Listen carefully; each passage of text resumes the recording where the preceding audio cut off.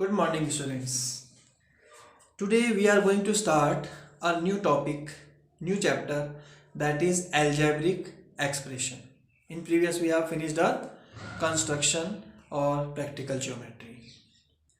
Algebraic expression, we are having expression. First of all, we will do some basic of the same. Then we will start our exercise. Maybe next video, or if it is possible, we will start in the same. Okay. First of all, expressions. Expressions क्या होते हैं? We have two type of expressions I have written here. One is algebraic expressions, other one is numeric expression. अब algebraic expression क्या होते हैं? Algebraic expression जिसमें algebra या variable, algebra का मतलब वेरिएबल हो और कांस्टेंट दोनों हो, उनको बोलते हैं algebraic expression. For example, I will write here 3x plus 2, या मैंने लिख दिया 3x plus y minus 2, या मैंने लिख दिया 1x square 4x square plus 1. देखो इन सब में x y या कुछ ना कुछ टर्म ऐसी आ रही है ना. न्यूमेरिकल में क्या होता है? वेरिएबल नहीं आता है. क्या होता है फिर न्यूमेरिकल में? जैसे मैंने लिखा 2 plus 3 minus 4, राइट. एक और लिख दिया मैंने 5 multiply by 3 plus 2 divide by 2. देखो यहां सिंपल एक्सप्रेशन है न्यूमेरिकल में. यहां कोई भी यहां पर अलजेब्रा यानी वेरिएबल नहीं है. अगर वेरिएबल नहीं है तो उनको बोलेंगे न्यूमेरिक एक्सप्रेशन. अगर वेरिएबल है तो उसको बोलेंगे अलजेब्रिक एक्सप्रेशन. अब बात आती है वेरिएबल और कांस्टेंट की. In this one variables are there, in this one all constants are there only. अब वेरिएबल क्या होता है? वेरिएबल मीन्स, वेरिएबल क्या होते हैं? whose value is not fixed, जिनकी वैल्यू फिक्स्ड नहीं होती उनको बोलते हैं variable. Variable means very means change. Very होना मतलब चेंज होना. जैसे मैंने ले लिया x, a, b, y, z, या कोई भी सिंबल, कोई भी अल्फाबेट आई कैन टेक. सबका क्या होता है? वैल्यू फिक्स नहीं होती, सारी क्या होती है? वेरिएबल होती है. यानी वैल्यू वेरी होती है, चेंज होती है, ज्यादा भी हो सकती है, कम भी. जैसे x की वैल्यू है -1, +1, 2, 3, 0, -1/2, वट एवर हो सकती है. अच्छा, कांस्टेंट क्या होते हैं? कांस्टेंट होते हैं कि just opposite, whose value is fixed, having, लिख सकते हैं ना हम लोग, हैविंग फिक्स्ड वैल्यू. ठीक है. अब फिक्स्ड वैल्यू कैसे होगी? फिक्स्ड वैल्यू होती है, जैसे मैंने लिख दिया 5, we can not change the value of this 5. 5 तो 5 ही रहेगा, है ना. 5 हो गया, 6 हो गया, -2, 0, any constant you can take. ठीक है ना. तो ये थे आपके algebraic expression, numerical expression. Actual में क्या है एक्सप्रेशन ये हमने समझ लिया. Now I will erase and next topic we will take term of an expression. Now the next topic is terms of an expression. अब terms of expression क्या होता है? पहले तो हम expression लिख लेते हैं. One expression I am writing here 3x square plus 2y plus 3. Term of expression क्या होती है? वो हमेशा प्लस और माइनस से सेपरेट होती है. ये तो प्लस हो जाएगा, यहाँ माइनस भी आ सकता है. ठीक है ना. यहाँ पर जैसे मैंने लिख दिया यहाँ पर 3 या 2x प्लस 3y माइनस 4, या यहां भी माइनस में ले लूं तो चल जाएगा. ये टर्म्स है. Means the terms are connected by plus और माइनस साइन, और you can say terms are separated by plus और माइनस साइन.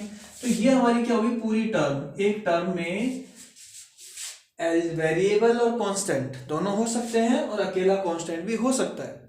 मतलब आप मल्टीप्लाई या डिवाइड से टर्म्स को सेपरेट नहीं कर सकते, whether it will be plus और माइनस, बस.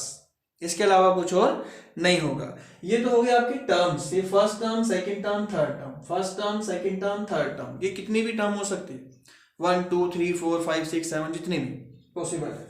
अब factors of term. Next topic क्या है? फैक्टर. अब फैक्टर क्या होते हैं? फैक्टर होते हैं the constant and variable whose product makes term. Factor. अब देखो मैंने लिखा है यहाँ पर इस वाली एक्सप्रेशन में मैंने एक टर्म ले ली 3x²। ठीक है, इस 3x² में क्या क्या हमने लिया था जिनका प्रोडक्ट करके टर्म तैयार हुई। हमने लिया था 3, एक इसमें x और एक और x। जब हमने इनको मल्टीप्लाई किया तो ये बने 3x²। करेक्ट ना। तो ये जो है ना numerical and variable, right, these values these are called factor. और फैक्टर तो आपको करने आते हैं, प्राइम फैक्टर भी आपको करने आते हैं। सपोज मैंने लिखा है 20xy, तो हम यहाँ 20 के फैक्टर यहाँ लिख सकते हैं ऐसे 2 10 time, then 5 time, then 1 time. So factor will be 2 multiply by 2 multiply by 5, और एक्स वाई को हम लिख सकते हैं x मल्टीप्लाई बाय 5 y। ये इसके फैक्टर हो गए। So these are called factors of term. आगे होगा समझ में। अब नेक्स्ट है कि फैक्टर अगर ट्री बनाना पड़े तो कैसे बनाते हैं, है ना। तो देखो हम आपको फैक्टर ट्री बनाना बताते हैं कि फैक्टर ट्री कैसे बनता है ना। ध्यान से देखना। I will take this expression as example. ठीक है, अब मैंने देखो एग्जाम्पल ले लिया, ये 3x² प्लस 2y प्लस 3। ठीक है ना।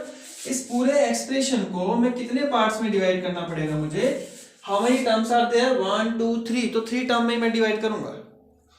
ठीक है, 3 टर्म में देखो फर्स्ट में आ जाएगी हमारे पास 3x², सेकेंड टर्म है हमारे पास 2y, and third term we have 3। देखो माइनस साइन अगर है तो माइनस साइन साथ में आएगा। अगर यह माइनस होता ना, सपोज करो यह माइनस होता ये वाला, तो हम इसको माइनस यहाँ लेना पड़ता। गॉट इट ना। Now tree diagram. अब इसके फैक्टर बनाने पड़ेंगे। फैक्टर क्या होंगे देखो ध्यान से। ये क्या है, सबसे पहले 3, और ये ब्रांचेस बना रहा हूं मैं। यहाँ क्या आया, x²। आ गया। अब इस x² की और ब्रांच बना सकते हो आप। ये किसके प्रोडक्ट में है, x एंड x। ये इनको मल्टीप्लाई करना पड़ेगा, मल्टीप्लाई करके तो ये आएंगे। और यहां से देखो क्या बना, यहां से बना, एक में तो बन गया -2, और यहां से क्या बना y। इनके प्रोडक्ट करके ये बना है। और ये 3 तो अकेला है ही, इसको आप चाहो तो आप लिख सकते हो 3 मल्टीप्लाई बाय 1, 3 बन जा 3। इसको बोलते हैं ट्री डायग्राम और फैक्टर ट्री डायग्राम। आ गया होगा समझ में। तो ये आपका फैक्टर ट्री डायग्राम था। अब नेक्स्ट टॉपिक है हमारा कोएफिशिएंट। कोएफिशिएंट क्या होता है थोड़ा ध्यान से समझना। मैं इसको इरेज करता हूं। Now see the next topic is coefficient. Coefficient क्या होता है, देखो each term is a product of numerical and variable.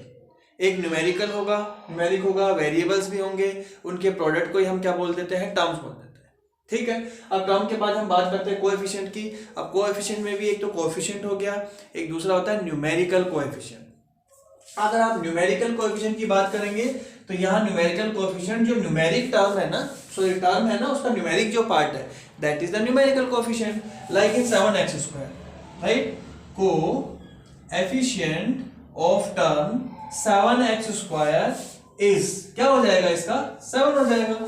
ये ध्यान रखना, ये न्यूमेरिकल कोएफिशिएंट है, केवल न्यूमेरिकल कोएफिशिएंट। ठीक है, ऐसे ही numerical coefficient of -15xy will be equal to क्या हो जाएगा, -15 ना। सो इसका -15 न्यूमेरिकल कोएफिशिएंट हो गया। अब अगर ये कोएफिशिएंट पूछते हैं तो कोएफिशिएंट किसी का भी हो सकता है, न्यूमेरिकल तो यही होगा। जैसे मैंने पूछा कि सेकंड टर्म में इसमें what will be the coefficient, coefficient of x in -15xy। -15xy में x का कोएफिशिएंट क्या होगा, क्या होगा देखो, जिसका कोएफिशिएंट पूछा है ना, जस्ट लीव दैट वन, उसको छोड़ दो, बाकी क्या बचा, that will be equal to -15y। आ रहा होगा समझ में। तो न्यूमेरिकल कोएफिशिएंट तो न्यूमेरिकल वैल्यू बतानी है, और कोएफिशिएंट अगर किसी का पूछा है ना तो आपको क्या करना है, उसको छोड़ देना है जिसका पूछा है, बाकी सब लिख दो। ठीक है, x² है तो इसमें से एक x को हमें यहां लिखना पड़ता और एक x हमें छोड़ना पड़ता है। ठीक है, ये हो गया आपका कोएफिशिएंट वाला पार्ट। अब next topic is a like and unlike term. तो मैं इरेज करता हूं। then we will do. Now see, I have written here about like and unlike term. Like terms are two or more terms having same variable and same power are like term. Variable की जो power है ना, सिर्फ variable की same होनी चाहिए, power भी और वेरिएबल भी दोनों.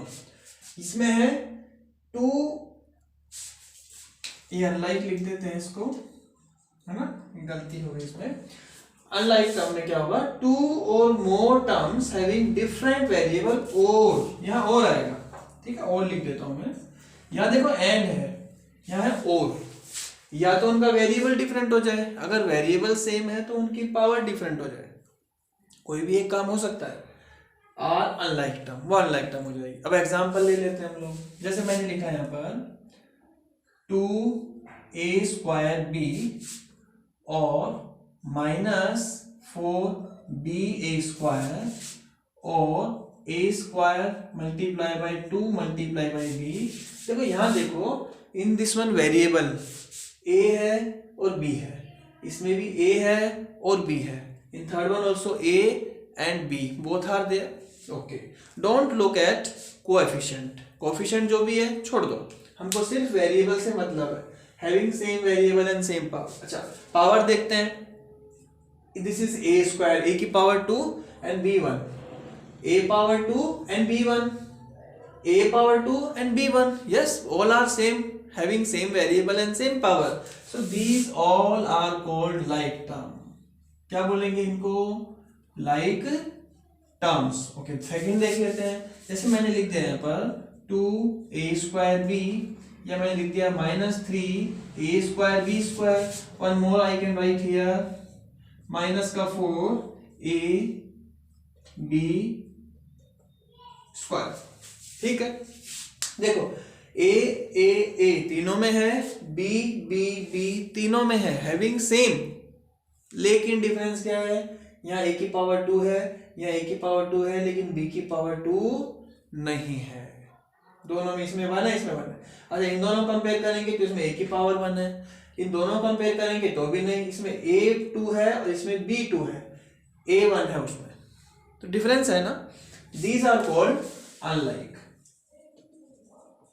हम क्यों सीख रहे हैं लाइक एंड अनलाइक टर्म? जब हम ऐड करते हैं ना एक्सप्रेशंस को, वी कैन ऐड और subtract only and only when we are having like terms.